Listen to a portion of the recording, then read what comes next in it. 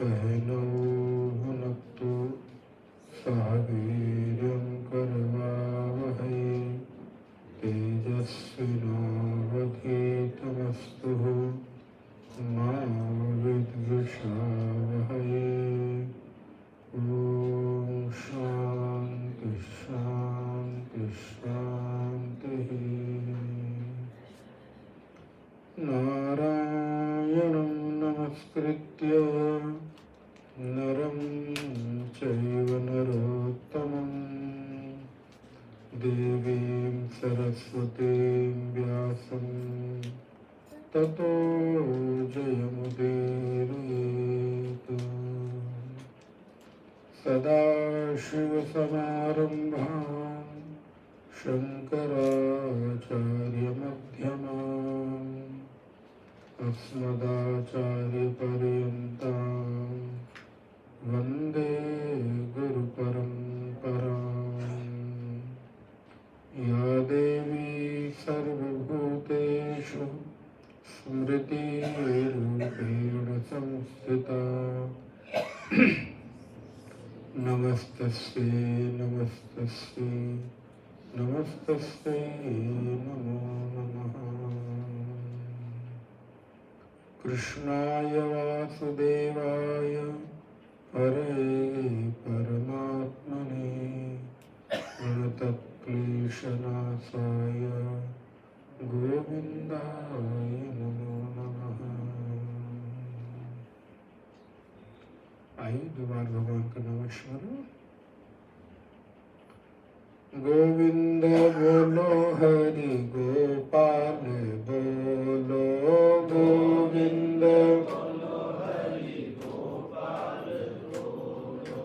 गोविंद बोलो हरि गोपाल बोलो गोविंद गोविंद बोलो हरि गोपाल बोलो गोविंद राधा रमण हरि गोविंद बोलो राधा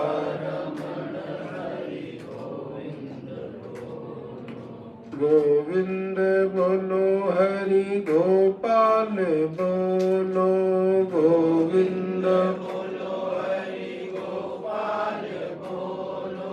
गोविंद बोलो हरि गोपाल बोलो गोविंद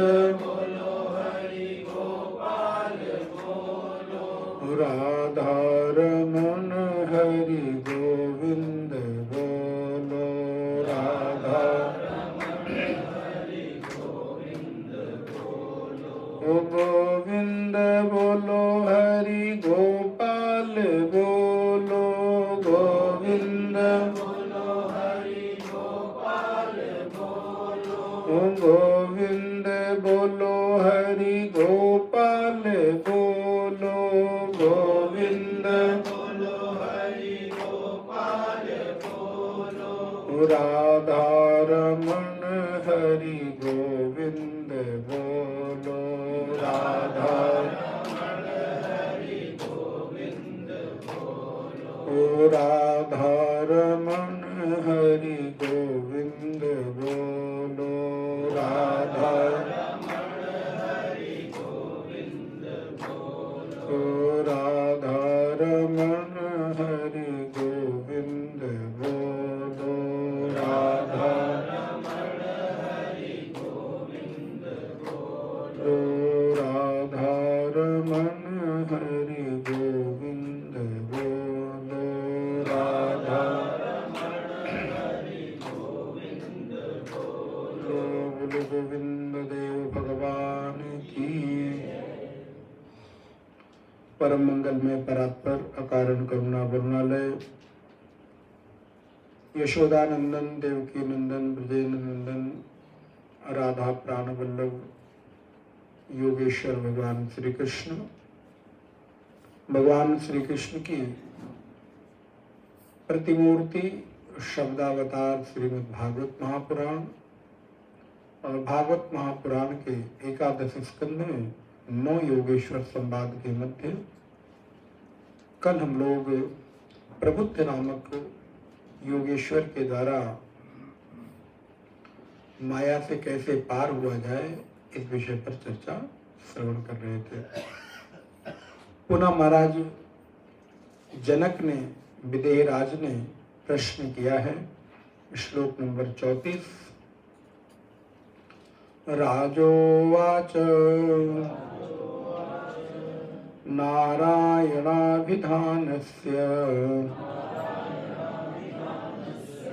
ब्रह्मणा परमात्मनः निष्ठामहत् नो वक्तुम् यूयं हि ब्रह्मवित्तमाः। हे योगेश्वरों, कृपा करके नारायण अभिधान से, नारायण नाम की जो महिमा है उसका वर्णन करिए। नारायण अभिधान माने होता है नाम। ब्रह्मणा परमात्मना, उस ब्रह्म का जो नारायण नाम है, उस परमात्मा का जो वास्तविक नाम है नारायण, कृपा करके उसका मुझे उल्लेख कीजिए, नारायण नाम का वर्णन कीजिए। उसका स्वरूप क्या है, नारायण क्यों कहते हैं। तो नारायण का अर्थ होता है नर धन आयन, अयन बराबर नारायण। नर माने व्यक्ति, जीव, अयन माने होता है घर। जिस नर के अयन में, जिस नर के हृदय में उस परम सत्ता का वास है, उसी को नारायण कहते हैं। नारायण नाम पुकारने से हम अपने भीतर बैठे हुए उस परम सत्ता का ही स्मरण करते हैं। नारायण नाम जब हम बोलते हैं तो उस नारायण के माध्यम से व्यक्ति के भीतर जो सर्व अंतर्यामी परमात्मा है उसी का स्मरण होता है। इसलिए जब कभी आप ऐसा नाम सुने, नारायण, ओम नमो भगवते वासुदेवाय, ओम नमो नारायणाय इत्यादि, तो दृष्टि कहीं और न जाए, दृष्टि अपने भीतर जाए कि हमारे अंदर बैठे हुए उस प्रभु का हम स्मरण कर रहे हैं। बड़ी सुंदर लाइन भी स्मरण हो गई बहुत दिनों के बाद कि दिल में तस्वीरें यार की, दिल में तस्वीरें यार की, जब गर्दन झुकाई और देख ली। उस हमारे परमात्मा की, उस यार की, जो मर्जी आए भाव से आप उसको बोलो, दिल में तस्वीरें यार की, जब चाही गर्दन झुकाई देख ली। कहीं बाहर देखने की जरूरत थोड़ी ना है, कहीं बाहर जाने की आवश्यकता ही नहीं है। बोले बस सिर को झुकाना है और अंतस में आपके हृदय रूपी कमल में बैठा हुआ वो जो नारायण है आपको दिख जाएगा, आप उसको देख पाएंगे, दर्शन कर पाएंगे। कब? बोले जब चाहो।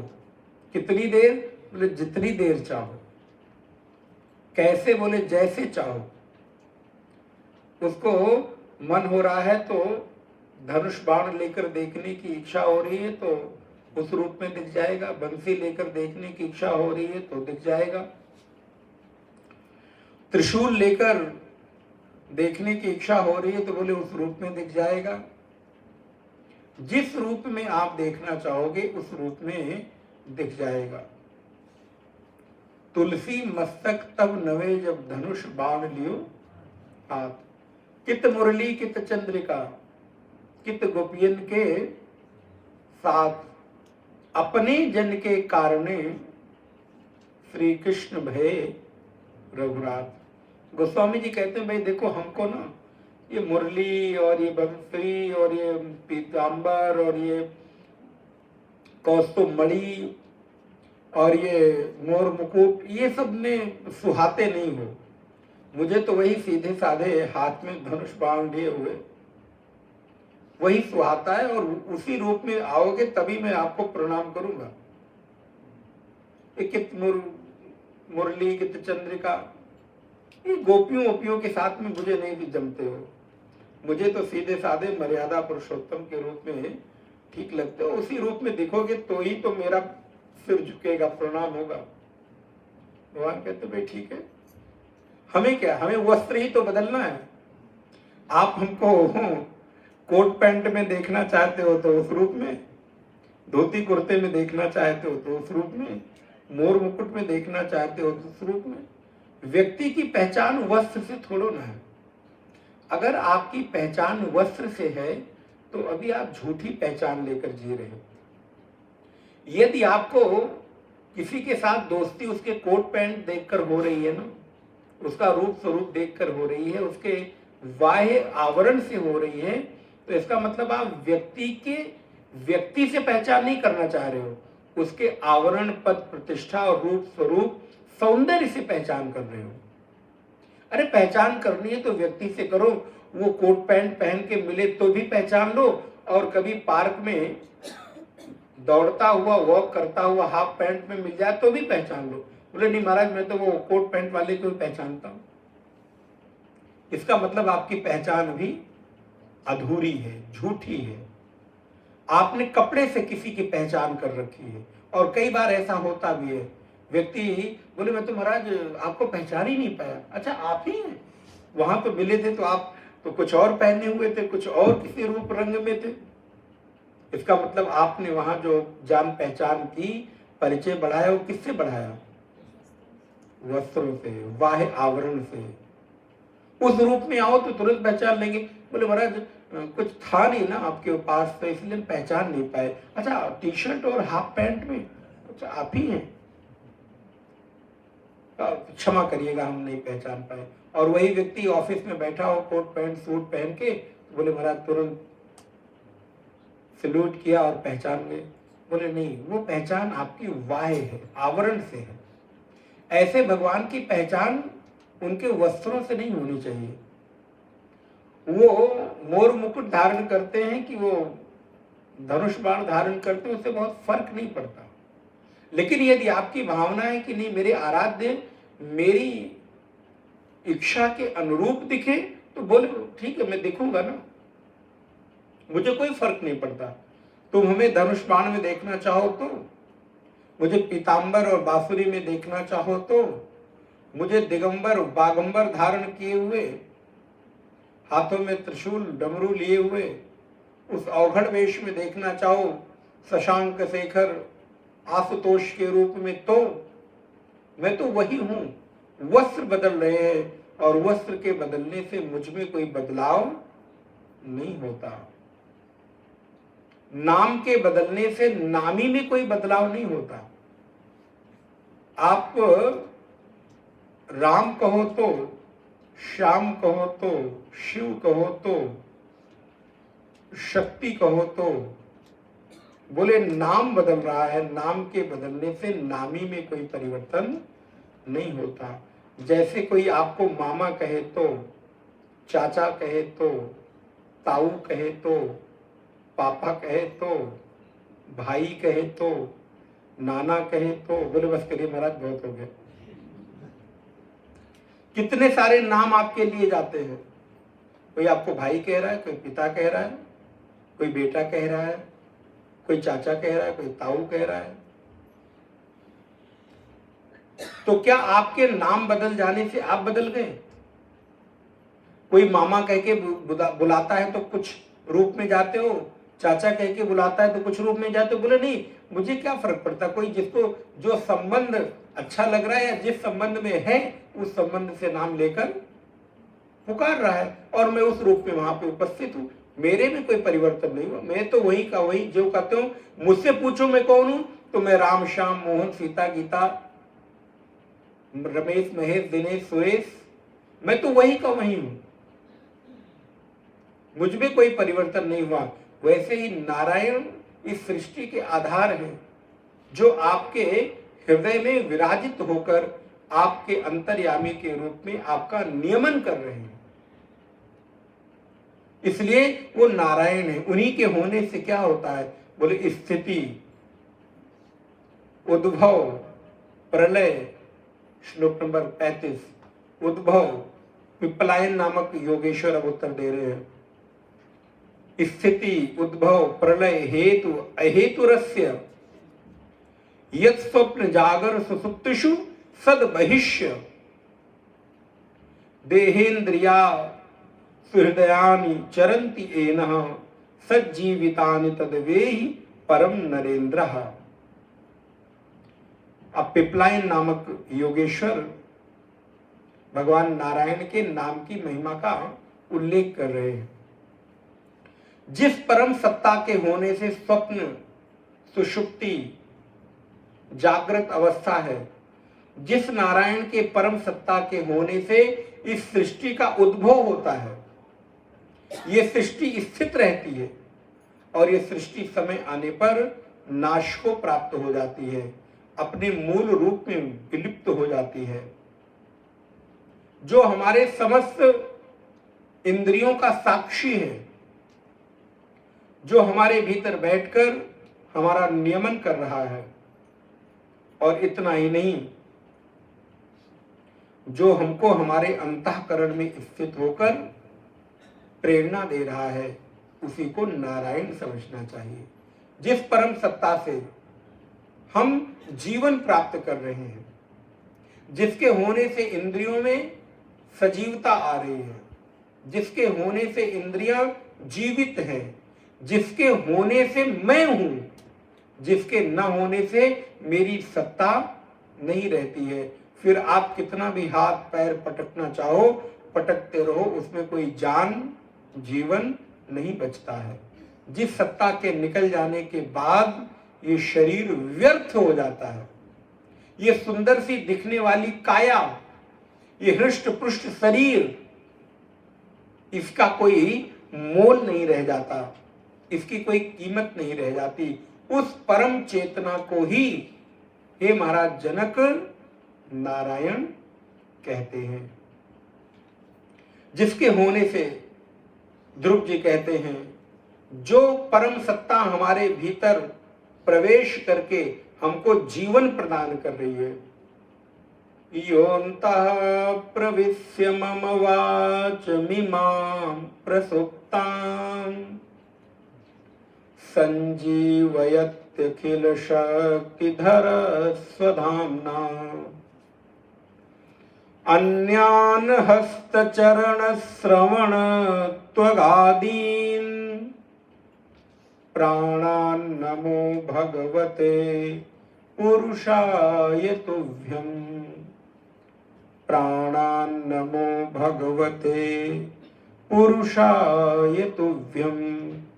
यह अंतः प्रविश्य, जो मेरे अंदर प्रवेश करके संजीवयत्य अखिल शक्ति धर स्वधाम्ना, मेरी समस्त इंद्रियों को सजीवता प्रदान कर रहा है, जीवंत जीवन प्रदान कर रहा है। मेरी इंद्रियां काम करने के लिए समर्थवान हो रही हैं। उस परम सत्ता को ही नारायण कहते हैं। कोई ब्रह्मलोक में बैठा हुआ ऐसा राजा महाराज धीराज की तरह बैठा हुआ है, जो वहां से सब कुछ संचालित कर रहा है, वो तो है ही। उसकी ओर निहारने के पहले जरा आपके अंतःकरण में बैठे हुए उस चेतना को निहारना, वही नारायण है। एक तो नारायण है जो क्षीर सागर में शेषनाग की सैया बनाकर और नारायण लेटे हुए हैं, विश्राम कर रहे हैं, और माता लक्ष्मी उनके चरणों में बैठकर चरण सेवा कर रही हैं। लेकिन वो नारायण तो कब मेरे जीवन में प्रकट होंगे ये तो मुझे नहीं मालूम, लेकिन जो साक्षात जीवंत हैं, आपके हृदय में विराजित होकर आपको सजीवता प्रदान कर रहे हैं, आपको नियमन कर रहे हैं आपका, उसी को नारायण कहते हैं। श्लोक नंबर 36। नैतन्मनो विशति वागुत चक्षुरात्मा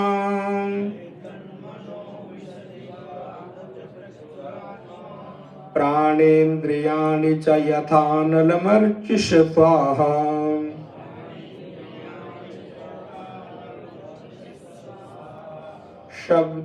शब्दोऽपि बोधक निषेधतयात्ममूलम्।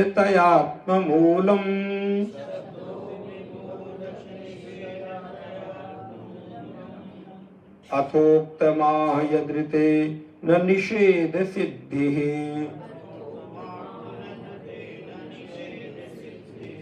कितने अच्छे हैं आप लोग, देखिए भागवत जी के श्लोक का गायन कर रहे हैं, पठन कर रहे हैं। आपको मालूम है कितना सद्भाग्य होगा। नहीं तो यूं आप भागवत बैठ के सुनते हैं और बस हो गया, 2 घंटे 3 घंटे सुने, लेकिन आपको स्वयं साक्षात भगवान की वाणी को सुनने पढ़ने का अवसर मिल रहा है और आप पढ़ पा रहे हैं। तो नारायण नैतन मनो विशति वागुत चक्षुरात्मा प्राणेन्द्रियाणि च यथान अनल अर्चिष स्वाहा। बोले जैसे चिंगारी निकलती है अग्नि से, लेकिन उस चिंगारी में इतनी सामर्थ्य नहीं होती कि वो किसी को प्रकाशित कर सके अथवा किसी को जला सके, लेकिन उस चिंगारी में निकलने के बाद उस अग्नि का अंश रहता जरूर है। उस चिंगारी का अगर सदुपयोग किया जाए तो उस चिंगारी से आग को पैदा किया जा सकता है। और शब्दोपि बोधक निषेधतयात्म मूलः। ठीक उसी प्रकार जैसे चिंगारी आग से निकलती है, वैसे ही ये पूरे के पूरे देह की जो हमारी सत्ता है, वो प्राण, इंद्रिय, मन, बुद्धि, सारी की सारी इंद्रियां निकलती तो हैं उस आत्म चेतना से, लेकिन उस आत्म चेतना को प्रकाशित नहीं कर सकती। बुद्धि वहां तक पहुंच नहीं सकती। यन मनसा न मनुते अवांग अमनस अगोचरम। मन, बुद्धि, चित्त, अहंकार उस आत्मा तक पहुंच नहीं सकते, निकले उससे हैं, लेकिन वो उसको प्रकाशित नहीं कर सकते। बोले ठीक उसी तरह जिस तरह से वो अग्नि से चिंगारी निकलती है, वैसे ही हमारे चित्त में भी जितनी भी प्रकार की इंद्रियां हैं, प्राण है, मन है, बुद्धि है, वो सब भी वहीं से निकलते हैं, लेकिन वो आत्मा की सत्ता को ना तो निषेध कर सकते हैं, ना उनको प्रकाशित कर सकते हैं। लेकिन जिसके कारण ये सारी इंद्रियां प्रकाशित हो रही हैं, उस परम चेतना को नारायण कहते हैं। सत्यम रजस्तम इति त्रिविदेकमादौ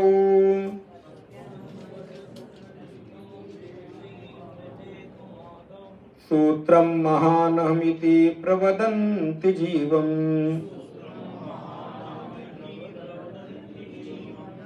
ज्ञान क्रियार्थ फल रूप तयोरुशक्ति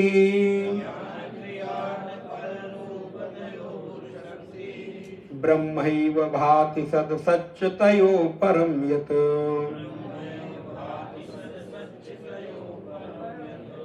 सत्वम रजस्तम इति त्रिविदेकमादौ। ये जो 3 प्रकार के गुण है, सतोगुण, रजोगुण, तमोगुण, ये तीनों प्रकार के जो गुण हैं वो उस माया प्रकृति से प्रकट होते हैं। लेकिन जब ये तीनों गुण नहीं थे, प्रकृति नहीं थी, कोई किसी भी प्रकार की सृष्टि नहीं थी, तब भी वो परम चेतना थी। ये सृष्टि है तब भी वो परम चेतना है, और सृष्टि नहीं रहेगी तो भी वो परम चेतना विद्यमान रहेगी। सृष्टि के होने न होने से उसके होने में कोई प्रमाण नहीं है, बल्कि वो है तब सृष्टि है। सृष्टि है तब वो है, ऐसा नहीं है। उसके होने से सृष्टि का होना है, उसके होने से इस प्रकृति की सिद्धि होती है। अगर वो परम चेतना न हो तो इस सृष्टि का कोई आधार बचेगा ही नहीं। कैसे? जैसे अगर मिट्टी ना हो तो घट बन सकता है क्या? घट नहीं है लेकिन मिट्टी है। अब कोई कहे महाराज घट नहीं होगा तो मिट्टी भी नहीं होगी ना। घट रहे न रहे मिट्टी रहेगी। घट के होने से मिट्टी के होने न होने का कोई संबंध नहीं है, लेकिन हाँ मिट्टी के होने से घट के होने का संबंध जरूर है। इतना इतना अर्थ समझिएगा। मिट्टी है तो घट बनते रहेंगे और बिगड़ते रहेंगे। एक नहीं अनेकों अनेक घट बना लो, छोटे बड़े मझले जैसे भी बनाने हो बना लो, लेकिन अब कोई कहे मिट्टी ना हो और हम घट बना लें, संभव नहीं है। वैसे ही परम चेतना परम शक्ति ना हो और सृष्टि का निर्माण हो जाए, बोले संभव नहीं है। सृष्टि नहीं है लेकिन वो है, घट नहीं है लेकिन मिट्टी है। ठीक इसी प्रकार आभूषण नहीं है लेकिन स्वर्ण है।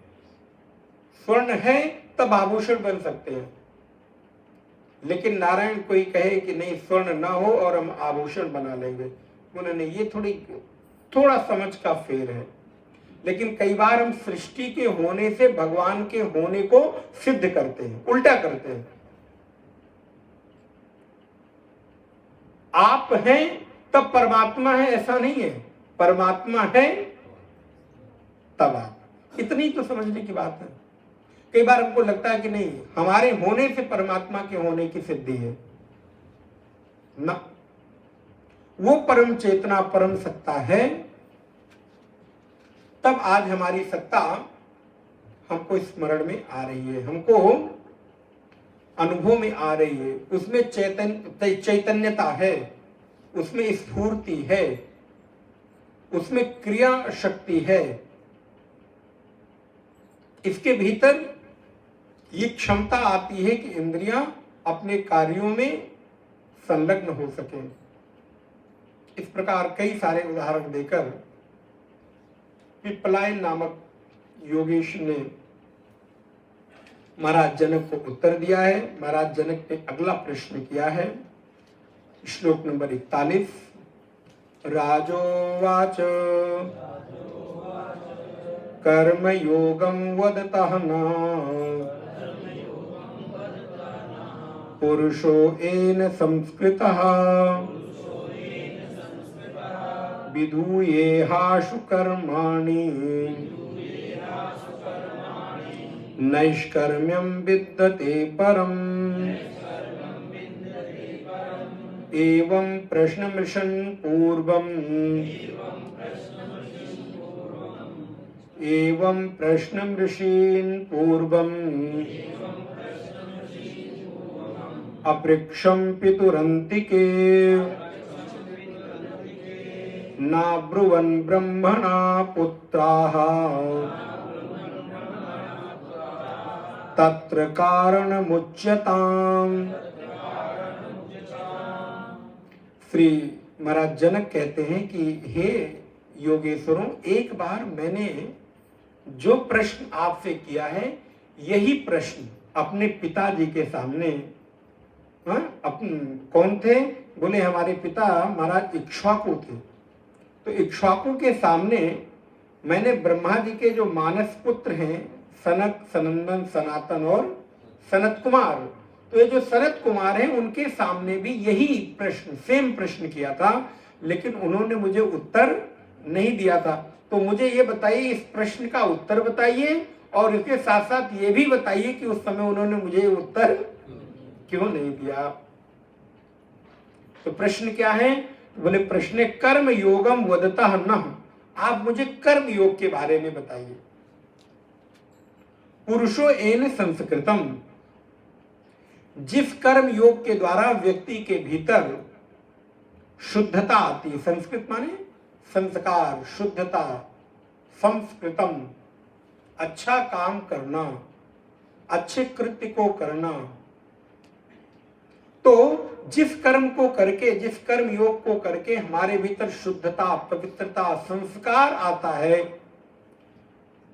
कृपा करके ऐसे निष्कर्म कर्म के बारे में मुझे बताइए, निष्काम कर्म के बारे में मुझे उपदेश दीजिए, जिसके द्वारा निष्काम कर्म करके मैं शीघ्रता में ज्ञान को प्राप्त कर सकूं। क्योंकि निष्काम कर्म ही व्यक्ति के भीतर ज्ञान की जिज्ञासा पैदा करता है।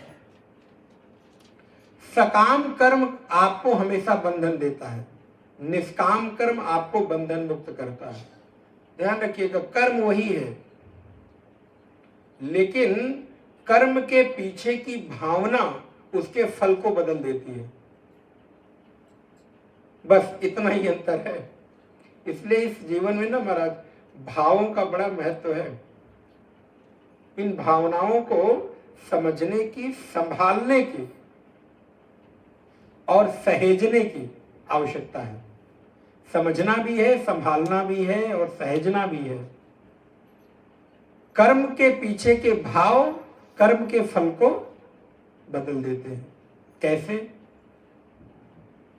एक सैनिक देश की सीमा पे खड़े होकर देश की सुरक्षा में तैनात है और उसी सीमा पर कुछ आतताई आतंकी देश में प्रवेश करने की, घुसने की कोशिश करते हैं और परिणाम में वो सैनिक उन सारे लोगों को मार देता है। एक नहीं 20-25 गोलियां चलाता है और वो सारे के सारे 10-20 लोग मर जाते हैं। क्या किया उसने? हत्या कर दी ना, मर्डर कर दिया। अब उसको सजा होनी चाहिए, फांसी पे चढ़ाना चाहिए। भाई हत्या का सजा तो यही है ना। लेकिन क्या होता है, सरकार उसको पुरस्कार करती है, वीरता का चक्र देती है, विभिन्न प्रकार के पद्मश्री, पद्म भूषण आदि वीरता के चक्र नवाजती है और उसके कंधे पर एक और स्टार बढ़ जाता है, प्रमोशन हो जाता है। लोग उसकी वाहवाही करते हैं, उसकी वीरता के लिए पार्टी देते हैं, उसको खूब ढेर सारे उपहार देते हैं, सरकार ढेर सारे पैसे और पद से उसको पुरस्कृत करती है, पेपरों में नाम छपता है, मीडिया में सुर्खियां बटोरता है कि देश की सुरक्षा पर तैनात इस देश के वीर ने देश में घुसने वाले आतंकियों को मार गिराया। और इतना सुंदर वीरता का पुरस्कार लेकर और कुछ दिन की छुट्टी लेकर वो गांव आ गया, घर आ गया और पता चला घर रह रहा था और गांव में कोई एक चोर घुसा। अब उसको तो अपनी वीरता का पूर्ण रूप से स्मरण हो आया और उसने नारायण पिस्टल निकाली और गांव में घुसने वाले चोर को मार दिया। अब क्या होगा? वीरता चक्र मिलेगा? शायद जो वीरता चक्र उसको मिला हो, पद्म पुरस्कार मिला हो, वो सब भी सोचिए, वहां तो उसने 20 लोगों को मारा, मारने के बाद उसको पुरस्कृत किया जा रहा है, लोग सर आंखों पर बैठा रहे हैं, पेपरों में नाम छप रहा है, सारे लोग उसको धनराशि दे रहे हैं, प्रमोशन हो रहा है। और यहां तो उसने एक व्यक्ति को मारा। अब ठीक इसके उल्टा उसको परिणाम मिल रहा है। कर्म तो एक ही है ना, वहां भी मारा है और यहां भी मृत्यु हुई, लेकिन दोनों के परिणाम में अंतर क्यों? दोनों के फल में अंतर क्यों? एक जगह उसको इतनी पुरस्कार और देश पे सुर्खियों में आ गया और दूसरी जगह अगले ही दिन उसका पेपरों में नाम क्या आया कि इसने हत्या कर दी। अब उसने देश में इतने लोगों को मारा और वीरता नहीं है, उसके ठीक विपरीत हेडलाइन निकलेगी, ये इसने दुस्साहस किया। क्यों भैया? क्योंकि दोनों के पीछे के कर्म के पीछे के भाव और उपाधियों का अंतर था। एक जगह तुमको एक कर्तव्य मिला हुआ था कि आपको देश की सीमा पर कोई भी आंख उठाकर देखे उसको मार दो। लेकिन दूसरी जगह अब आप सैनिक नहीं हो, एक आम नागरिक हो, आपको ये कर्तव्य, ये अधिकार कोई नहीं देता कि आप गांव में घुसने वाले किसी चोर डकैत बदमाश को मारो, क्योंकि अब तुम्हारे पास उपाधि नहीं है, तुम्हारा भाव वो नहीं रहा। इसलिए ऐसा कर्म कौन सा है जिस निष्कामता पूर्वक कर्म से, नैष्कर्म से, कर्म योग से, अलग अलग नाम है इसके, गीता में इसी को निष्काम कर्म, कर्म योग, नैष्कर्म, अलग अलग नामों से जाना जाता है। कौन से, किस प्रकार के ऐसे कर्म करूं जिससे मेरा कर्म मेरे बंधन का कारण न बने, मेरा कर्म निष्काम कर्म हो जाए, मेरा कर्म कर्मयोग बन जाए। उपदेश सार में महर्षि रमण कहते हैं, कर्तुराज्ञया प्राप्यते फलम कर्म किम परम कर्म तज्जडम। कर्तुराज्ञया प्राप्यते फलम कर्म किम परम कर्म तज्जडम। कर्म में अपना कोई फल देने की सामर्थ्य नहीं, क्योंकि कर्म तो अपने आप में जड़ है, कर्म फल नहीं देता, बल्कि कर्म करने वाले कर्ता को उस कर्म फल का जो अध्यक्ष है वो फल देता है। किसकी आज्ञा से? बोले उस परमाध्यक्ष कर्ता की आज्ञा से कर्ता जो कर्म कर रहा है उसको फल मिलता है। कर्तुराज्ञया प्राप्यते फलम कर्म किम परम कर्म तज्जडम। कर्म तो अपने आप में जड़ है, कर्म किसी को फल, अच्छा अगर कर्म को फल देना होता तो सैनिक को दोनों जगह बराबर फल देता ना। मृत्यु, उसने मार दिया किसी को तो दोनों जगह एक ही जैसा फल मिलता। बोले नहीं, कर्म को अपने आप में फल देने की सामर्थ्य नहीं है। कर्म फल दाता जो है वो निर्णय करता है कि किसको किस कर्म का क्या फल मिलेगा। सरकार ये निर्णय लेगी कि देश के सैनिक पर, देश के सीमा पर खड़े सैनिक को क्या फल देना है, और उसी सैनिक का कर्तव्य यदि गांव आ गया है और वहां कुछ इस प्रकार के कर्म कर देता है तो क्या फल देना है। दोनों के लॉ अलग अलग बने हुए, आपके पास वो सामर्थ्य नहीं है। इसलिए श्री आविर्होत्र नामक जो ऋषि हैं, योगेश्वर हैं, वो उत्तर देना प्रारंभ करते हैं। महाराज जनक प्रश्न करते हैं, निष्कर्म, जिस कर्म को करके चित्त शुद्ध हो जाए वो कर्म का उपाय बताइए। यही प्रश्न मैंने सनत कुमारों से पूछा, उन्होंने इसका उत्तर नहीं दिया, क्यों, ये भी बताइए। देखिए व्यक्ति याद रखता है, भूलता नहीं। मैंने उस समय आपसे ये पूछा था, आपने बताया नहीं। मैंने ये लिखा था, आपने देखा नहीं। मैंने ये बोला था, आपने सुना नहीं। मैंने ये कहा था, आपको याद नहीं। वैसे महाराज जनक भी कह रहे हैं, मैंने पूछा था एक बार ऋषियों से, लेकिन उन्होंने बताया। बताइए क्या है। तो महाराज आविर्होत्र कहते हैं, श्लोक नंबर 43, कर्मा कर्म विकर्तेति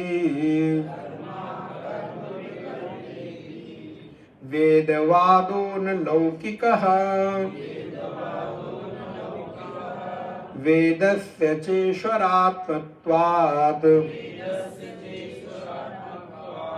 तत्र मुह्यन्ति सूरयः। कर्मा कर्म विकर्तेति, तीन प्रकार के कर्म बताए, कर्म, अकर्म और विकर्म। तीन प्रकार के कर्म हैं। कर्म क्या है? बोले जो शास्त्र विहित कर्म है, जो आपके लिए बताए गए हैं, उसको कर्म कहते हैं। अकर्म क्या है? बोले जो कर्म आपके लिए नहीं कहे गए हैं। ये भागवत के अनुसार बता रहे हैं, गीता के अनुसार इनकी परिभाषा थोड़ी बदल जाती है। वहां कर्म में जो अकर्म को देखता है। आपने गीता अगर पढ़ी हो तो याद करिएगा, कभी अवसर मिला तो उसका अलग विस्तार करेंगे। आई भागवत के अनुसार देखिए, कर्म अर्थात जो शास्त्र विहित कर्म है, कर्तव्य कर्म है, जो आपके लिए करणीय है। इट मीन्स कि जो आपकी ड्यूटीज हैं, आपको क्या ड्यूटी मिली हुई है, वो आपके लिए कर्म है। और जो आपके लिए ड्यूटीज नहीं है, वो आपके लिए अकर्म है, शास्त्र विहित नहीं है। और विकर्म बोले जो कर्म आपको करना था लेकिन आपने उसका उल्लंघन कर दिया, उसके विपरीत जाके आपने कुछ कार्य कर दिए, उसको विकर्म कहते हैं। अब ये कर्म की परिभाषा यहां पर हुई। वैसे तो हमारे जीवन में 6 प्रकार के कर्म हैं। नित्य, आप चाहें तो स्मरण कर लें, लिख लें। नित्य, नैमित्तिक, प्रायश्चित, उपासना, निषिद्ध, और आपके जीवन में कभी कभी एक आता है भागवत धर्म या आपातत धर्म। तो नित्य, नैमित्तिक, प्रायश्चित, उपासना, निषिद्ध। एक आपको प्राप्त है नित्य कर्म, जो आपको करनी ही करना है। जिस कर्म को करने में आप के पास कोई चॉइस नहीं है, जिसको करने में आपके पास कोई विकल्प नहीं है, जो आपका रोज का नित्य कर्म है। स्नान करना, आपके पास चॉइस है? बोले महाराज हाँ है। हम मकर संक्रांति के दिन एक दिन स्नान करते हैं। बोले महाराज 5:45 पे ध्यान में आना होता है। आप समझते हैं? आपको समझ नहीं है, बिल्कुल समझ नहीं। 5:45 पर नहा के तैयार होके पहुंचना, ये आपको मालूम नहीं क्या कर रहे हैं, कितना बड़ा जुल्म कर रहे हैं आप हमारे ऊपर। फिर बोले महाराज आपसे ज्यादा तेज हम ऐसे मुंह धो के आके बैठते हैं कि लगता ही नहीं कि मैं नहाया हूं। कि ये आपका नित्य कर्म है, इसमें आपके पास कोई चॉइस। अच्छा, नहीं करेंगे तो कोई दोष नहीं है, ये भी ध्यान रखिए। लेकिन इस नित्य कर्म को ना करने से आपको अपने जीवन में हानि होगी। इस नित्य कर्म के ना करने से किसी को दोष नहीं लग रहा है। आप नहाओ मत नहाओ, नित्य है। एक है नैमित्तिक कर्म। नैमित्तिक माने निमित्त के उपस्थित हो जाने पर किया जाने वाला कर्म। जैसे मान लीजिए आप घर में रह रहे हैं और अचानक से किसी की तबीयत बिगड़ गई। अब आपका कोई और कर्म था और कोई ड्यूटी थी करने के लिए, लेकिन अब क्या हुआ, आपके सारे पूर्व के कर्म शिथिल हो गए। अब आपके लिए वो ड्यूटी प्रायोरिटीज में आ गई। अब आपको वो करना ही पड़ेगा। किसी की तबीयत खराब हो गई, किसी को कहीं जाना पड़ गया, किसी के यहां से सूचना आ गई, किसी के यहां जन्म हो गया, किसी के यहां मृत्यु हो गई, आदि आदि। तो जो रोज रोज नहीं मिलता, बल्कि कभी कभी निमित्त के उपस्थित होने पर किसी माध्यम से आपको कोई कर्तव्य करने को मिल जाए, उसको नैमित्तिक कर्म कहते हैं। तो नित्य, नैमित्तिक, और तीसरा है प्रायश्चित।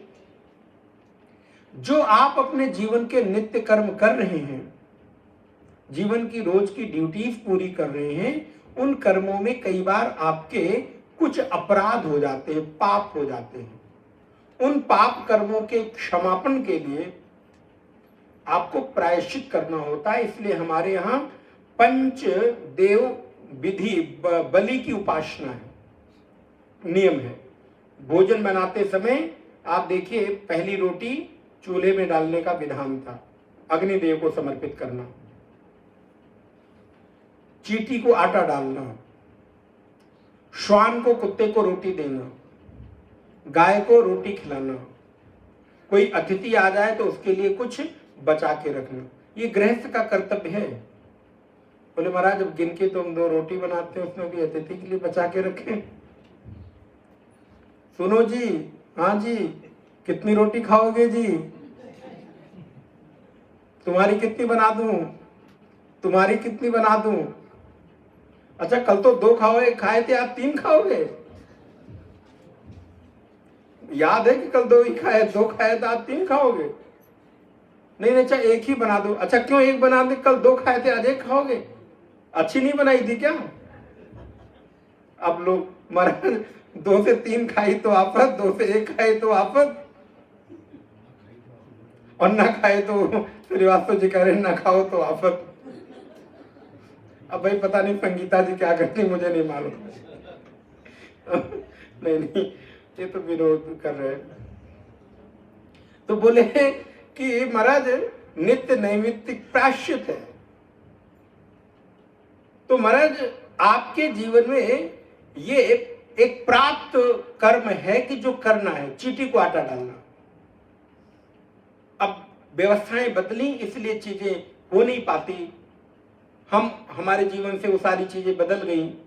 नहीं तो पहले रोटी माताएं बनाती थी तो एक छोटी रोटी हम लोगों ने देखा, पहली रोटी बना के वो अग्नि के भीतर जलती हुई जो चूल्हे में आग रहती थी उसमें डाल देना, पहली रोटी बनाकर नीचे रख देना, और वो जब सब लोग भोजन कर लेते तो ले जाकर गौ माता को, कुत्ते को खिला देना।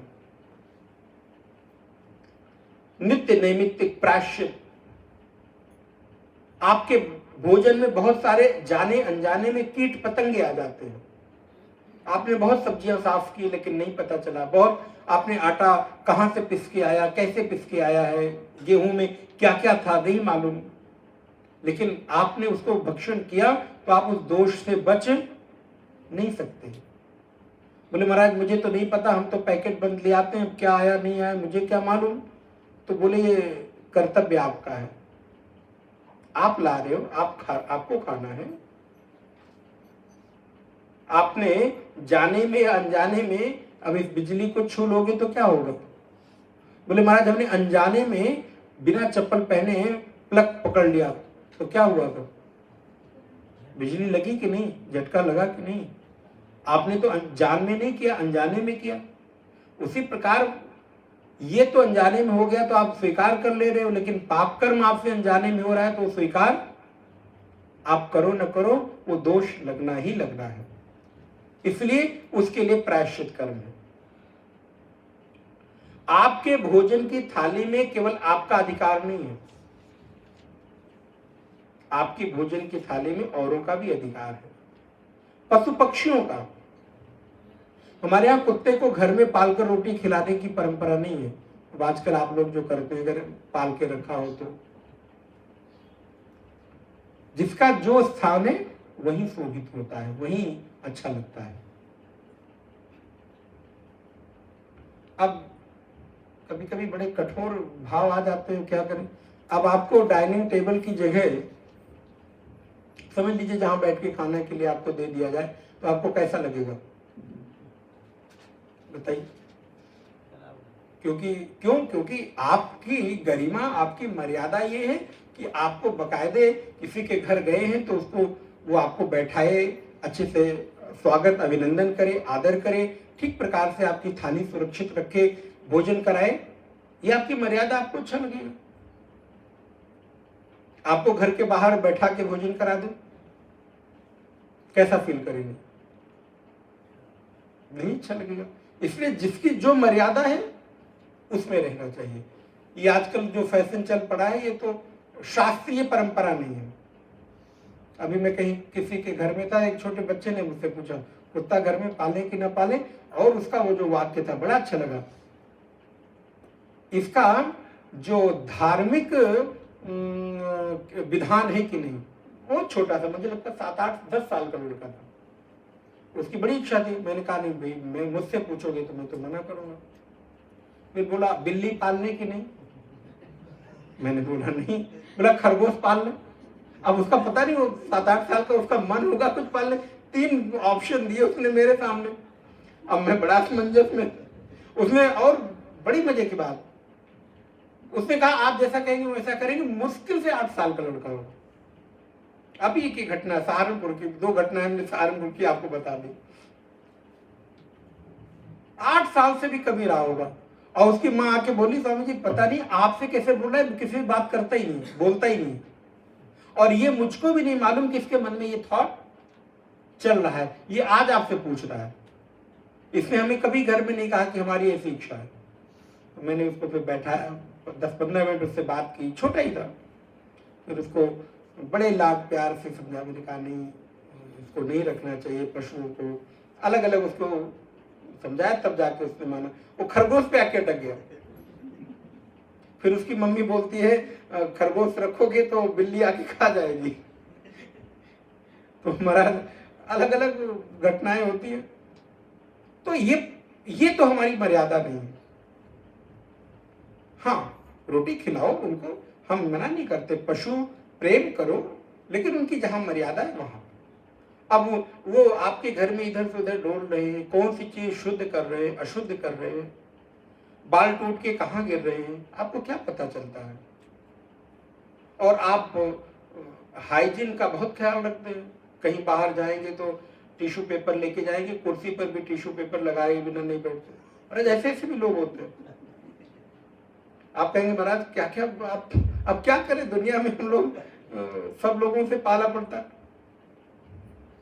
कभी कभी लोग आश्रम में आते हैं, हमारा जो अपना डोलची लेके पानी और टिश्यू पेपर और क्या क्या सब, तो कुर्सी पे बैठने के पहले वो उससे पोछा जाता है गीले टिश्यू से। मैंने कहा अच्छा भाई ठीक है। और घर में मैंने 2 कुत्ते छोड़कर आए घर में। अब इतनी हंसी आती है कि आप बताओ। वो टाइम हो गया, उसको खाने का टाइम हो गया, अब चल रहा है, ठीक है, राम राम, आइए स्वागत है, जाइए स्वागत है। अब आप इतना हाइजीन का ख्याल रखते हैं। महाराज जिसको इंजेक्शन लगवा दिया है, काट लेता है तो कुछ होता नहीं। घरों में हम लोग जाते हैं ना, वो आके पैर चाटने लगेगा, कूद के गोदी में बैठ जाएगा। और डरिए मत महाराज, कुछ नहीं होगा। और वो पैर चाट रहा है। अब अगर आपके किसी के घर में हो तो क्षमा कीजिएगा, आई एम सॉरी। अब आप रखते हैं तो रखिए, हम तो नहीं कहेंगे रखने के लिए, लेकिन अब आप रखते हैं तो ठीक है, आपकी इच्छा। जी बाकी लोगों की औकात उससे भी कम होती है। अब ठीक है, अब हम इतना कठोर नहीं बोलेंगे। तो नारायण इस तरह की स्थिति है। तो कर्म 6 प्रकार के, नित्य, नैमित्तिक, प्रायश्चित। हम विषय को छोड़ेंगे नहीं, उसी विषय पर आएंगे। प्रायश्चित, प्रायश्चित कर्म है आपके नित्य कर्मों को मिले हुए चीजों को समन करने के लिए। जैसे मैंने आपको 5 चीजें बताई, श्वान को, गऊ को, अतिथि को, कौवे को, पक्षी, पशु पक्षी को, चींटियों को, इन सबको भोजन देना। तो नित्य, नैमित्तिक, प्रायश्चित, उपासना और निषिद्ध। कभी कभी हमारे द्वारा कुछ निषिद्ध कर्म हो जाते हैं। अब एक कथा भागवत जी में ही मिलती है। गोपियां वस्त्र को पेड़ पर रखकर और जल में निर्वस्त्र स्नान कर रही हैं। भगवान श्री कृष्ण ने वहां 2 लीलाएं की हैं। भागवत में आपको कभी चीर हरण की लीला श्रवण कराएंगे, उसका आध्यात्मिक अर्थ क्या है। तो जैसे ये कार्य निषिद्ध है, जल में शास्त्र ने कहा कि स्नान वस्त्र के सहित करना चाहिए, तो ये करना चाहिए।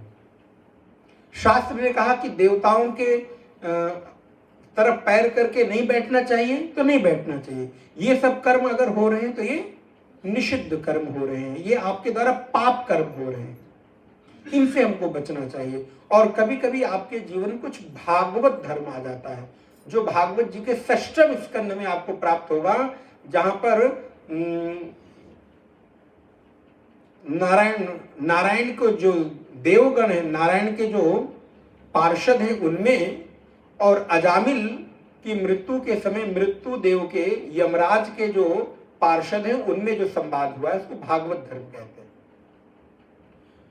यमराज के पार्षद कहते हैं कि ये अजामिल मेरा क्लाइंट है, इसको मैं ले जाऊंगा। और नारायण के पार्षद कहते हैं कि चूंकि मृत्यु के समय इसने नारायण का नाम लिया, इसलिए ये साकेत लोक जाएगा, गोलोक जाएगा, इसको हम लेने के लिए आए। तो वहां पर दोनों के बीच संवाद हुआ, उसको भागवत धर्म कहते हैं। कभी कभी भागवत धर्म के आने पर, उपस्थित हो जाने पर सारे धर्म शिथिल हो जाते हैं। तब भगवान नारायण के जो गण हैं, पार्षद हैं, वो समझाते हैं यमराज के गणों को कि ये समय सारे धर्म को शिथिल करते हुए भगवान के आदेश के द्वारा इस अजामिल को हमें ले जाना है, क्योंकि इसने भगवान का नाम मृत्यु के समय लिया है। इसलिए सारे धर्म कर्म इसके शिथिल हो गए, क्योंकि अंतिम में जो भी भगवान का नाम लेता है वो भगवत धाम जाने का अधिकारी होता।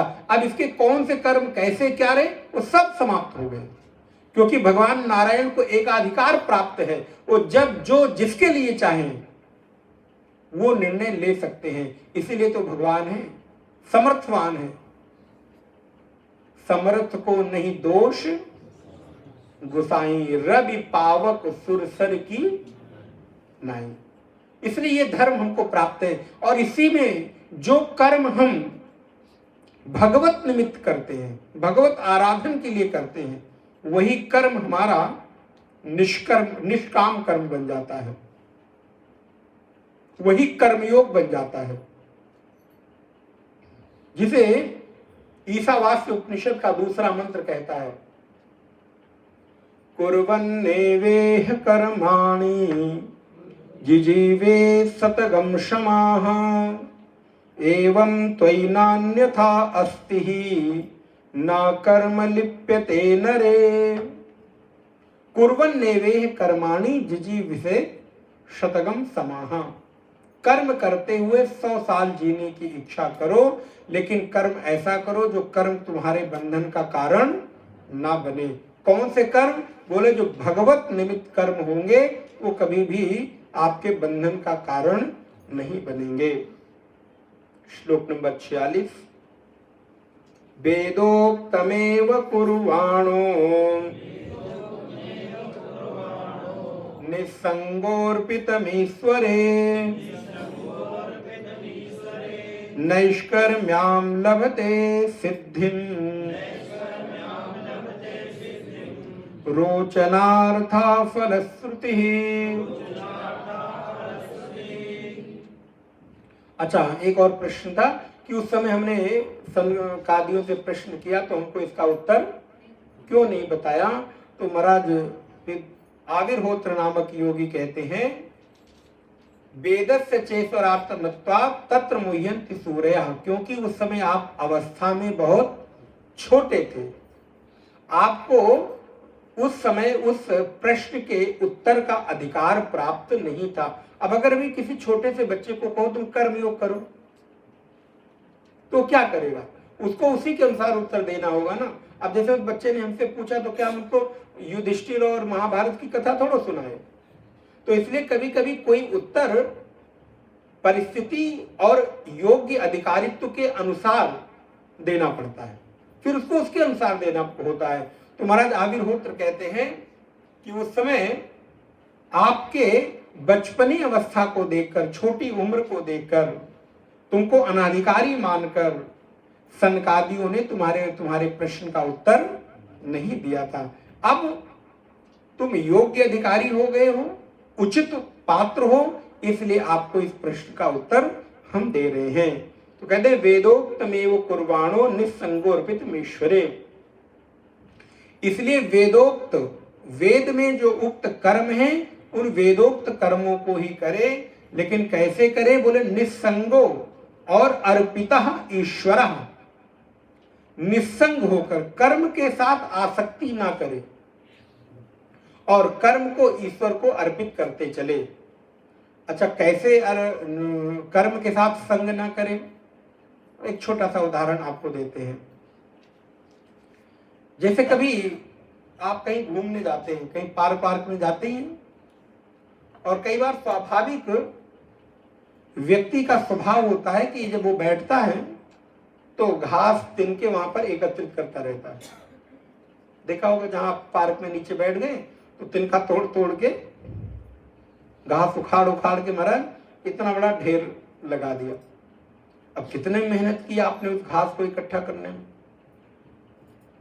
लेकिन तब तक आपने घड़ी देखी, समय हो गया और चलो चलो चलो देर हो गई, और आप क्या किए, उठे और चल दिए। उस घास के तिनके को इकट्ठा किए गए ढेर को आप एक तरफ भी मुड़कर देखते ना, उसको साथ में गांठ बांधकर ले जाते हैं। ये क्या हुआ? बोले कर्म तो किया लेकिन असंगता पूर्वक कर्म किया, रखते चले गए और जब मर्जी आई उठे और चले गए, उस तरफ ध्यान भी नहीं दिया। उस कर्म का आपको कोई फल नहीं है, क्योंकि वो कर्म आपने किया है किसके पूर्वक? अकर्तृत्व पूर्वक कर्म किया है। तो अब एक सिद्धांत बनता है, कर्तृत्व रहित होकर जो कर्म किए जाते हैं वो कर्म कभी बंधन का कारण नहीं बनते। दो चीजें हैं, कर्तृत्व और भोक्तृत्व। जो जीव कर्तृत्व में बंधा होगा उसको भोक्तृत्व प्राप्त होगा ही होगा। अर्थात जो कर्म कर्ता के अभिमान पूर्वक किया जाएगा, कर्तृत्व भाव पूर्वक किया जाएगा, उसका भोक्ता आपको बनना ही होगा। अर्थात जो कर्ता होगा वो भोक्ता होगा ही होगा। यदि आप कर्ता नहीं हो तो भोक्ता नहीं हो। इसलिए अगर कर्म करते समय आपके भीतर कर्तृत्व नहीं है, कर्तापना नहीं है, तो आपको उस कर्म का भोग नहीं मिलेगा, भोक्ता भाव खत्म हो जाएगा। तो इसलिए कहते हैं वेदोक्त में वो कुर्बाणो निस्संगो अर्पित ईश्वर, निसंगता पूर्वक ईश्वर को अर्पित करते हुए कर्म करे। नैष्कर्म्याम लभते सिद्धिम रोचनार्थो फलश्रुति। जो वेदों में फलश्रुति कही गई है उस फलश्रुति को वो प्राप्त करता है, लेकिन फलश्रुति आपको कर्म करने में रुचि पैदा हो इसलिए बताई गई है। जैसे आप कोई स्तोत्र पाठ करते हैं तो क्या लिखा होता है, एक बारम द्विवारम त्रिवारम, इसको जो पढ़ता है उसको ये मिलता है। प्रातः काल जो पढ़ता है मन की शुद्धि होती है, 2 बार जो पढ़ता है उसको सुख संपत्ति की प्राप्ति होती है। इस प्रकार आप देखिए जब जो भी आप पढ़ेंगे स्तोत्र उसमें फलश्रुति लिखी होती है। फलश्रुति क्यों लिखी होती है? बोले फलश्रुति कर्ता को कर्म करने में रुचि हो इसलिए लिखी होती है, लेकिन उस कर्म को कर्तृत्व के अभिमान के रहित होकर कर्म करना चाहिए। श्लोक नंबर 48, लब्धानुग्रह आचार्यात् तेन संदर्शितागमः महापुरुषमभ्यर्चेन् मूर्त्याभिमतयात्मनः। श्लोक नंबर 48 पुनः, पहले भी योगी ने क्या कहा कि गुरु की शरण में जाओ। पुनः यहाँ पर आविर्होत्र कहते हैं सबसे पहले गुरु की सेवा करके दीक्षा प्राप्त करो। दीक्षा अर्थात मंत्र, गुरु के द्वारा गुरु मंत्र प्राप्त करो।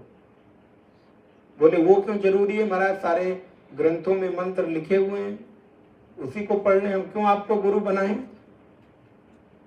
बोले नहीं, बहुत सारी पैरासीटामोल की जो दवाइयां हैं वो मेडिकल की बुक्स में लिखी हुई है, तो क्या करते हो, बुक खरीद ले आओ, घर में रख लो, और जब भी बुखार आए तो पढ़ो कौन सी दवा खानी है, किस बुखार में कौन सी दवा, खांसी में कौन सी दवा, जुकाम में कौन सी दवा। अब इससे आगे वाले रोग नहीं बोलेंगे हम। आप डॉक्टर के पास क्यों जाते हैं? छोटी सी, नहीं महाराज जी मेरे फैमिली डॉक्टर हैं, जब तक मैं उनसे पूछ नहीं लूंगा एक भी टेबलेट, कोई अच्छा डॉक्टर आपको दवा दे भी तो भी आप क्या कहते हो, पहले मैं अपने वाले डॉक्टर से कंसल्ट कर लूं, वो कहेंगे तब मैं ये दवा खाऊंगा। आपको उस पर इतना भरोसा है।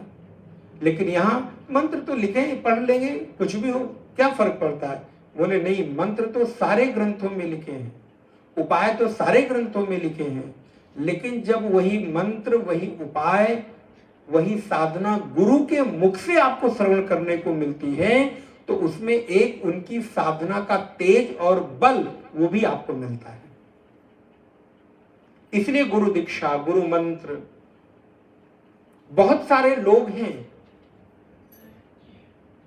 सारे सारे उदाहरण आप अपने साथ जोड़ते चलिए। बहुत सारे डॉक्टर्स हैं, बहुत सारे इंजीनियर हैं, बहुत सारे एडवोकेट हैं, लेकिन सबकी तो सलाह नहीं मानते ना, सब में किसी एक को चुनते हैं ना। किसी डॉक्टर से आपको मिलना है तो 3-4 डॉक्टरों की लिस्ट को पहले आप निकालते हैं, उसमें से 2-3 का नाम अलग करते हैं, फिर 2 का करते हैं, फिर 2 में फिर किसी एक को फाइनल करते हैं। सलाह अच्छा मान लीजिए 2-3 जगह ले भी ली आपने तो भी मानते क्या, सबकी तीनों जगह की दवाइयां खाते हैं। बोले महाराज सुबह एक डॉक्टर की, दोपहर को दूसरे की और रात को, बोले फिर अगले दिन पॉसिबिलिटी है कि हाँ जरूरत ही ना पड़े, भली भांति चंगे हो जाए हम।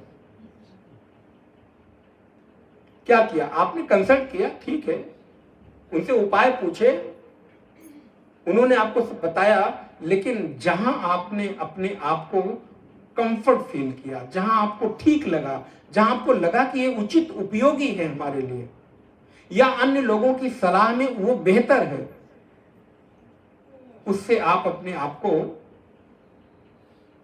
औषधि लेते हैं।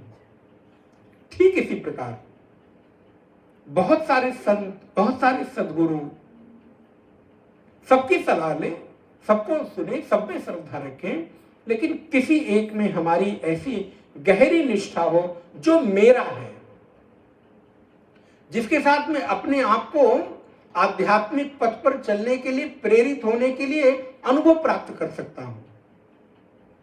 इसलिए आविर्होत नामक योगी कहते हैं, हे राजन, सबसे पहले गुरु से दीक्षा ग्रहण करो। स्पष्ट रूप से आपके पास पुस्तक है, वो आप पढ़ सकते हैं, देख सकते हैं। किसी को मानना एक बात है, लेकिन किसी के साथ आत्मीयता की अनुभूति के संबंध को जीना एक अलग दूसरी तरह की बात है।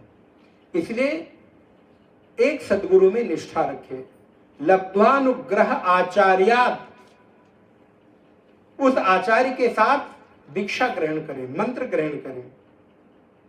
तेन दंशतात् आगमः, उनके द्वारा बताए गए आगम आदि नियमों का पालन करें, अनुष्ठान करें, विधि प्रकार अनुष्ठान करें, मंत्र जप करें, पाठ करें, पूजा करें, जो वो बताएं, जिस मार्ग के वो पथिक हों उसके अनुसार उसका पालन करें। इसलिए गुरु को माने और गुरु की माने, दोनों करें जैसा वो कहते हैं। महापुरुष अभ्यर्चेन, और उन्हीं के द्वारा पुरुषोत्तम भगवान की अभ्यर्चना करें, पुरुषोत्तम भगवान का अर्चन करें, इससे वो धीरे धीरे कर्म योग में प्रतिष्ठित हो जाएगा। सांगोपांग भगवान की पूजा अर्चना करें, करन्यास, हृदयन्यास, षोडशोपचार पूजन आदि यहाँ पर विशेष प्रकार से वर्णन किया। तृतीय अध्याय पूर्ण किया। चौथे अध्याय में प्रवेश। महाराज जनक पुनः प्रश्न करते हैं, यानी यानी कर्माणि यैर्स्वच्छन्द जन्मभिः चक्रे करोति कर्ता वा हरिस्तानि ब्रुवन्तु नः। यानी यानी कर्माणि, श्री जनक महाराज कहते हैं, हे योगेश्वरों, हे महात्माओं, भगवान स्वतंत्रता से अपने भक्तों की भक्ति के वश में हो जाते हैं और वश में होकर नाना प्रकार के अवतार ग्रहण करते हैं। किसी के वश में होकर नहीं, स्वतंत्रता पूर्वक। चक्रे करोति कर्तावा, ये बताइए कि जब भगवान जिस प्रकार की लीलाएं करते हैं,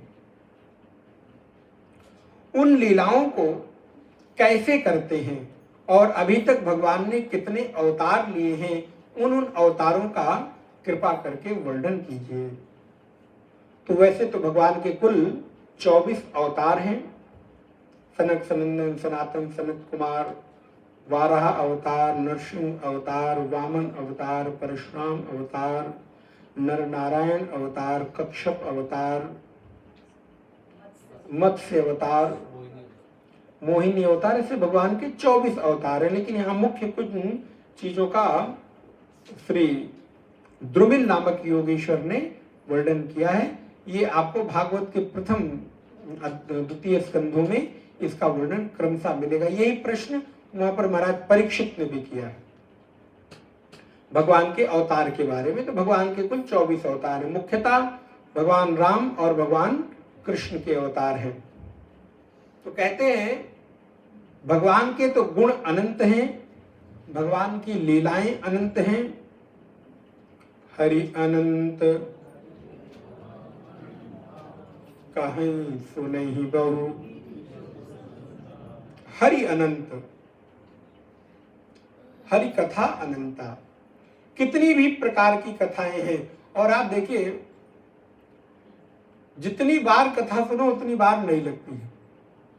ये भगवान की कथा का अद्भुत स्वभाव है।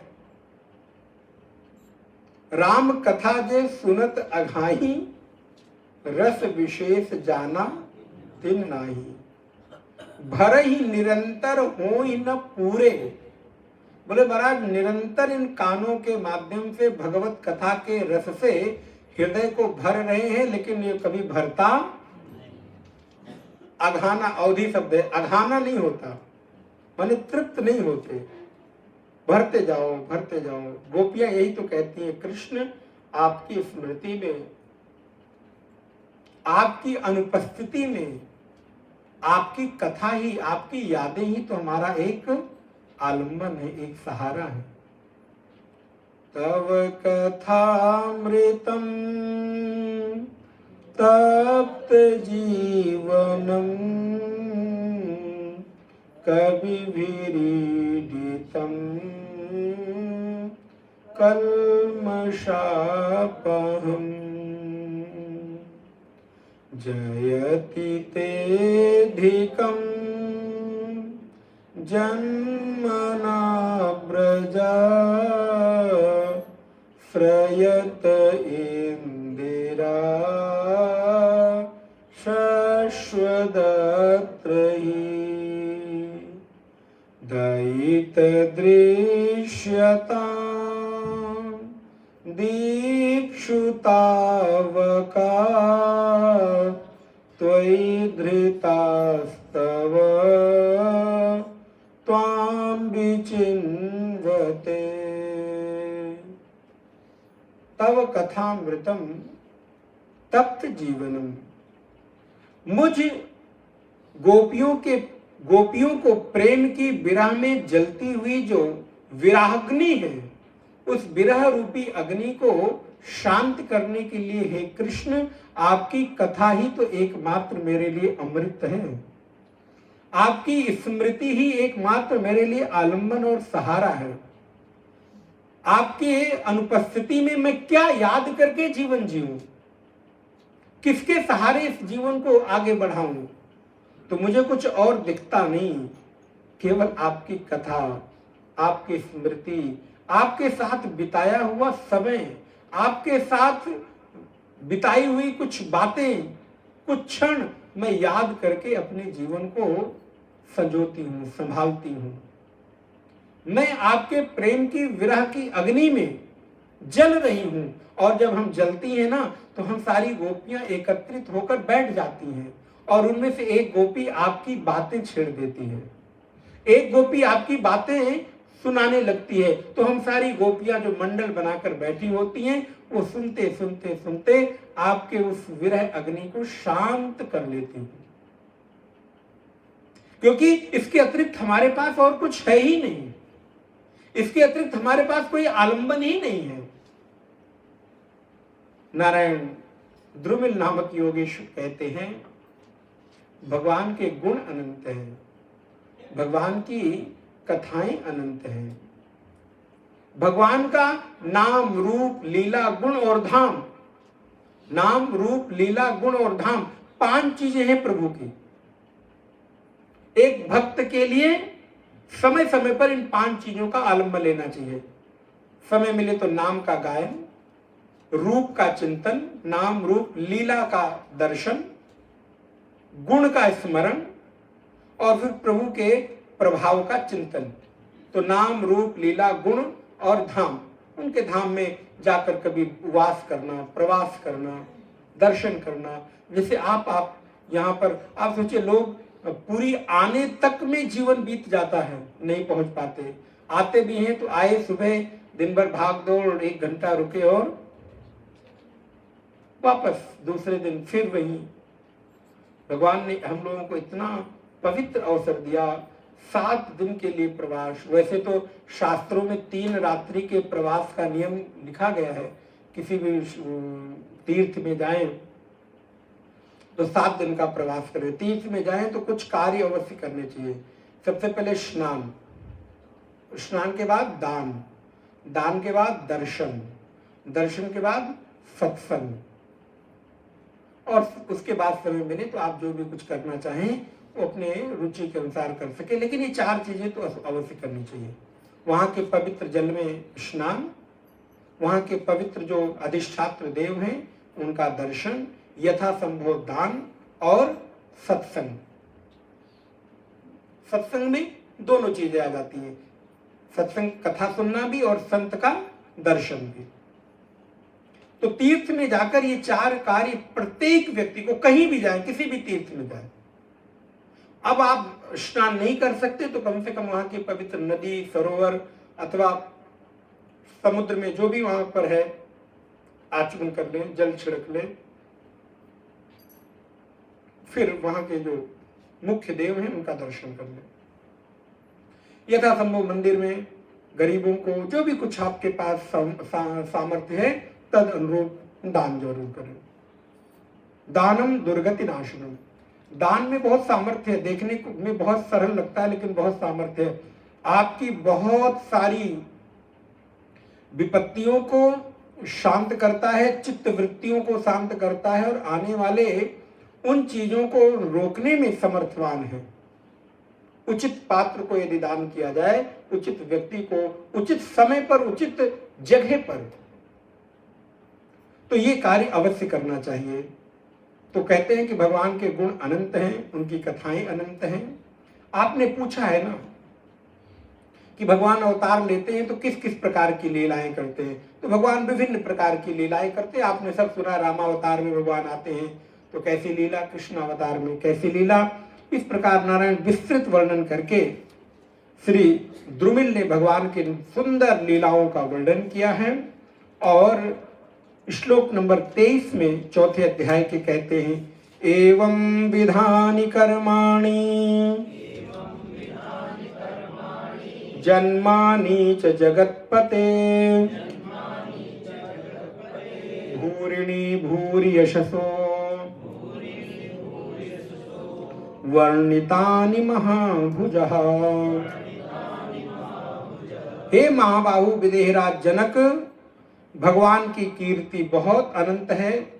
महात्माओं ने जगतपति भगवान के सुंदर सुंदर कथाओं का वर्णन किया है, उनके जन्म कर्म के बारे में प्रचुरता से गान किया है। जो उसका श्रवण करते हैं उनकी बुद्धि भगवान में लग जाती है। इस प्रकार 4th अध्याय विश्राम लिया, 5वें अध्याय में प्रवेश हुआ और महाराज जनक ने पुनः एक प्रश्न किया है। भगवंतम हरिम प्रायो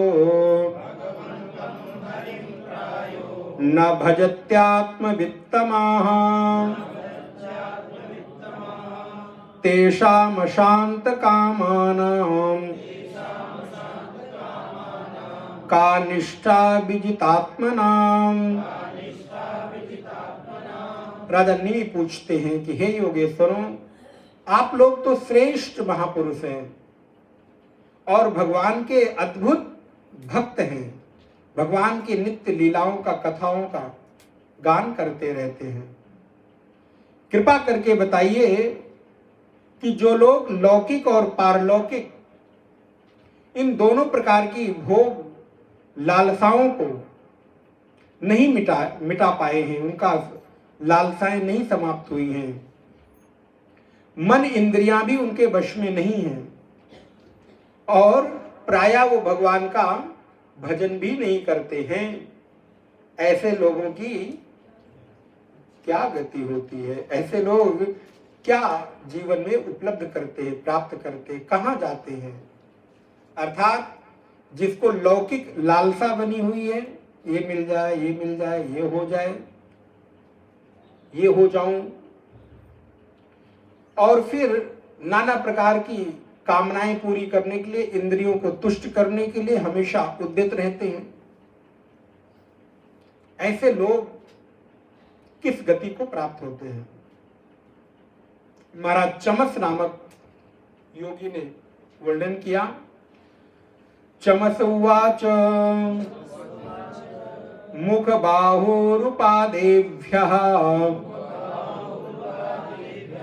पुरुषस्याश्रमैः सह चत्वारो जग्गिरे वर्णाः गुणैः विप्रादयः पृथक्। यहाँ पर दो चीजों का वर्णन मुख्यतः किया। जो लोग इस प्रकार का जीवन जीते हैं, आसक्ति बहुत अधिक है, तो ऐसे दो तरह के हमारे यहाँ व्यवस्थाएं की गई। एक है 4 प्रकार के वर्ण और एक है 4 प्रकार के आश्रम। भगवान कहते हैं कि ये मैंने खुद उत्पन्न किया है। चातुर्वर्ण्यम मया सृष्टम गुण कर्म विभागशः, गीता में भगवान कहते हैं। तो एक है ब्रह्मचारी, गृहस्थ, वानप्रस्थ और सन्यास, ये 4 आश्रम हैं और 4 वर्ण हैं, ब्राह्मण, क्षत्रिय, वैश्य और शूद्र। तो जो लोग बहुत अधिक कामनाओं में उलझे हुए हैं और त्याग नहीं कर पा रहे हैं, तो ऐसे लोग जिस आश्रम में या जिस वर्ण में हैं, अपने आश्रम और वर्ण व्यवस्था के अनुसार उस प्राप्त कर्तव्य कर्म को करते जीवन यापन करें। कम से कम और कुछ ना कर सकें तो उस आश्रम और उस वर्ण के अनुसार जो भी कर्तव्य बताए गए हैं, उन कर्तव्यों का पालन करें।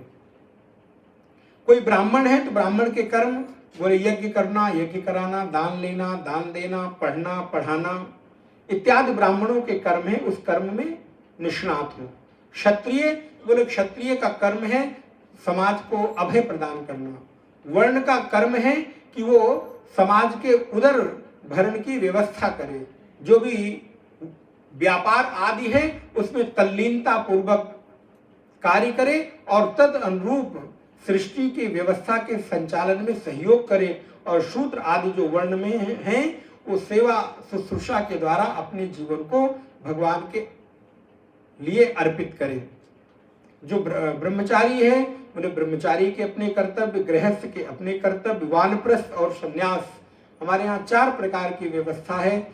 25 वर्ष तक ब्रह्मचारी, 25 से 50 वर्ष तक गृहस्थ, 50 से 75 तक वानप्रस्थ और 75 से 100 के बीच में संन्यास। क्योंकि एक आदर्श आयु, अनुमानित आयु हमारे यहाँ 100 वर्ष मानी गई। इसलिए वेद कहता है जीवेम शरदः शतम शृणुयाम शरदः शतम, 100 वर्ष जियो। हाँ, यहाँ तो वानप्रस्थ वाले ही हैं बिल्कुल। और वानप्रस्थ क्या, हमें लगता है कुछ लोग तो सन्यास की ओर भी उन्मुख हो गए होंगे। बोले महाराज अभी कहाँ सन्यास, अभी तो बहुत काम करने बाकी है, अभी पोते पोती का ब्याह होना बाकी है, उसको पढ़ा लिखा के बड़ा तो कर दिया है, अभी उसकी शादी ब्याह, फिर बोले शादी ब्याह होने के बाद बोले फिर उसके भी तो बच्चे को खिलाना है, हम नहीं खिलाएंगे तो कौन खिलाएगा। तो धीरे धीरे करके 50, अब 50 तो नहीं, लेकिन आजकल तो हमें लगता है शादी 40 वर्ष में हो रही है।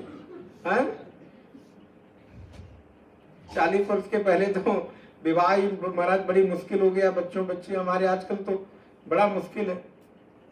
35 साल 32 साल तो बहुत कॉमन हो गया है, करते करते 40, और फिर पता चला 40 प्लस हुए तो फिर वो भी संभावना आएंगे जब हम शास्त्र के और मर्यादा के विपरीत आचरण करेंगे तो होगा ही होगा।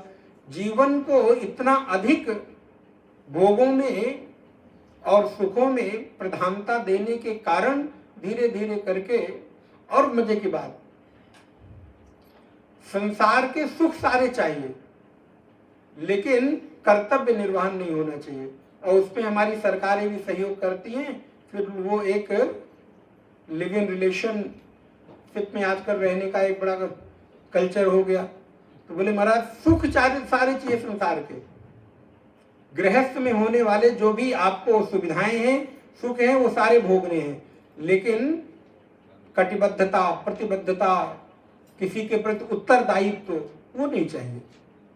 1 साल 2 साल 3 साल साथ में रहे, अब मन भर गया, बोले तुम अपने रास्ते और हम अपने रास्ते, लेकिन रास्ता बदलने के बाद फिर वो ऐसा थोड़ा ना कि छोड़ दिया, फिर उसके बाद दूसरे की तलाश शुरू हो जाती है।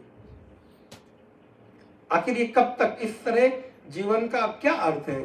फिर साल 2 साल बोले महाराज जब नहीं जमा, कोई और देखना है।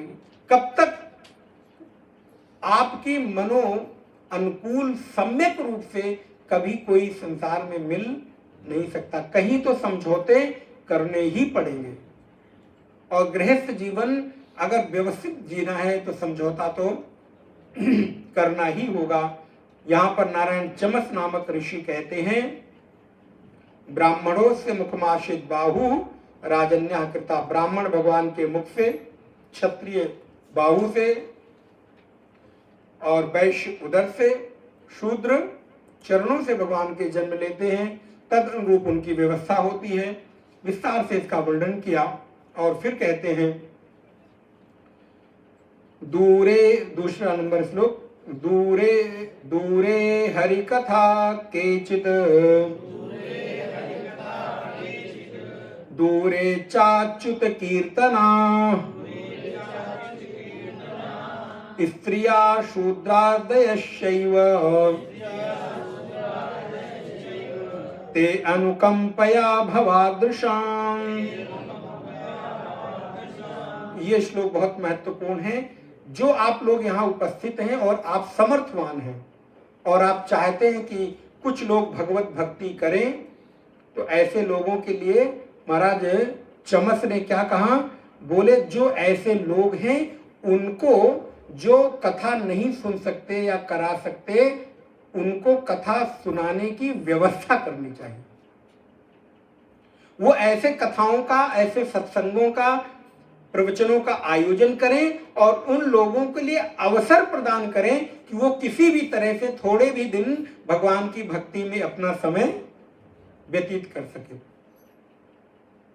दूरे हरि कथा केचित, जो लोग हरि कथा से दूर हैं, नहीं कर सकते, जो अच्युत के कीर्तन से दूर हैं, कोई स्त्री है, कोई शूद्र है, कोई व्यक्ति है, तो ऐसे लोगों को प्रेरित कर करके और भगवान की कथा में ले जाना चाहिए, उनका उद्धार करना चाहिए, उनको ऐसी सुविधा प्रदान करनी चाहिए कि वो कथा सुन सकें। इसलिए गांवों में कीर्तन का आयोजन, कथाओं का आयोजन, शहरों में आयोजन, जिससे आसपास के लोग उसका लाभ ले सकें, ये भी एक बहुत बड़ा पुण्य है। अगर आपके द्वारा कोई व्यक्ति भगवान की भक्ति में संलग्न हो जाता है, लग जाता है, तो इससे बड़ा इस दुनिया में और कोई पुण्य नहीं है। अपने द्वारा किसी व्यक्ति को पुण्य का अवसर दिलाना भी एक पुण्य है। आपकी प्रेरणा से, आपके माध्यम से कोई कुछ दान धर्म सत्संग कथा प्रवचन परोपकार सेवा अगर कर पाता है तो ये एक आपके लिए पुण्य का अवसर है। तो जो आपने पूछा है कि इन लोगों का उद्धार कैसे हो, तो उनको इस तरह कार्य करने चाहिए। वो अपने अपने वर्ण और अपने अपने आश्रम के अनुसार कर्म करते हुए जीवन को आगे बढ़ाएं। इस प्रकार एक विस्तृत नारायण वर्णन किया महाराज चमस ने। राजा जनक ने दूसरा प्रश्न किया, कस्मिन काले स भगवान, श्लोक नंबर 19 नंबर श्लोक, कस्मिन काले स भगवान किम वर्णा कीदृशो नृभिः नाम्ना वाकेन विधिना पूज्यते तदिहोच्यताम्। भगवान योगेश्वरों से श्री जनक जी पूछते हैं कि भगवान चारों युगों में अवतार लेते हैं, तो किस युग में कौन सा अवतार लेते हैं, कौन सा रंग होता है, किस विधि से उनकी पूजा होती है, वो कौन सा आकार स्वीकार करते हैं, कृपा करके ये आप बताइए। तो नारायण कर भाजन नामक योगेश्वर ने उत्तर देना प्रारंभ किया है, जो भगवान के अवतार रूप रंग आकार के, तो उसको हम लोग सायंकाल की कक्षा में देखेंगे। 2 बार भगवान का नाम स्मरण। गोविंद मेरो है, गोपाल मेरो है, गोविंद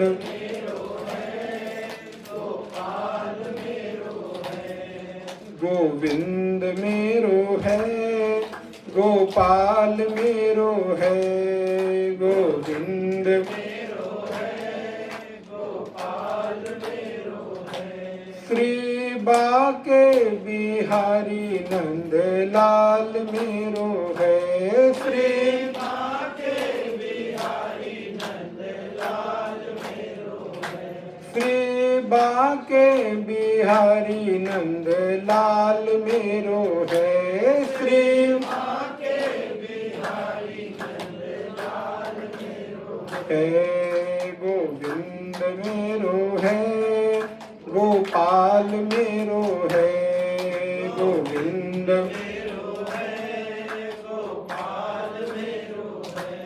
वो तो ब्रज को बसैया ब्रज राज मेरो है, वो तो ब्रज को बसैया ब्रज राज मेरो है, वो तो रास रचैया रस राज मेरो है, वो तो रास रचैया रस राज मेरो है, गोविंद मेरो है, गोपाल मेरो है, गोविंद मेरो है, गोपाल मेरो है, नंदलाल मेरो है, नंदलाल मेरो है, गोपाल मेरो है, गोपाल मेरो है।